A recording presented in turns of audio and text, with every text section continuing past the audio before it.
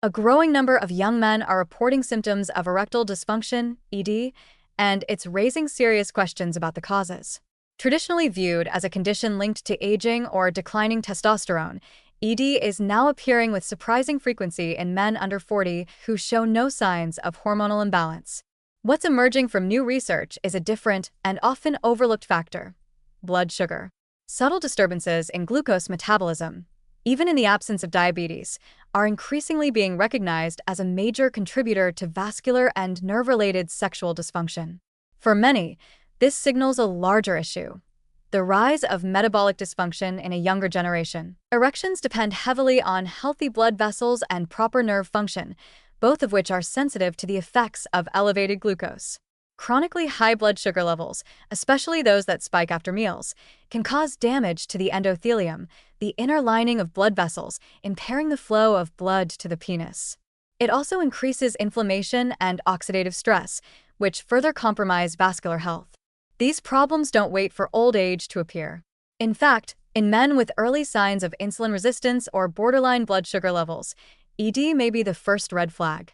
The nerves that support sexual arousal and the blood vessels that supply penile tissue are some of the most vulnerable to metabolic injury. This makes the recent surge in ED among young men particularly concerning. Many of these men have normal testosterone levels, healthy libido, and no diagnosable chronic illness.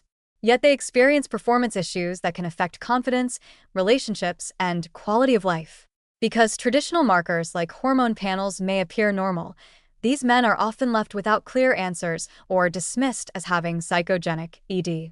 While stress, anxiety, and sleep disruption can play a role, blood sugar is increasingly being seen as the physiological route that connects emotional, neurological, and circulatory function. There's a hopeful side to this story.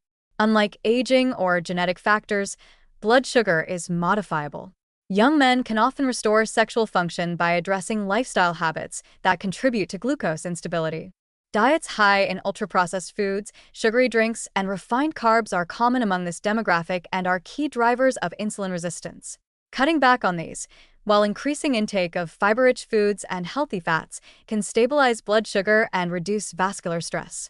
Exercise, especially strength training and cardio, improves glucose uptake by muscles, enhances circulation, and boosts nitric oxide production, which is critical for erectile function. But the warning cannot be overstated. ED in young men should not be dismissed as a psychological or transient issue, especially when it may reflect deeper metabolic problems. Ignoring these early symptoms could allow insulin resistance and vascular dysfunction to worsen silently, setting the stage for diabetes, hypertension, and heart disease later in life. Sexual health, in this light, becomes a vital early indicator of overall metabolic resilience. What's needed is a shift in both awareness and action.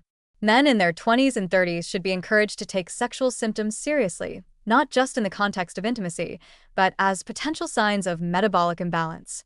Routine testing for fasting glucose, HbA1c, and even continuous glucose monitoring may provide insights long before more serious disease develops. Erectile function is not just about hormones or desire, it's a mirror of internal health, and blood sugar is increasingly the image it reflects.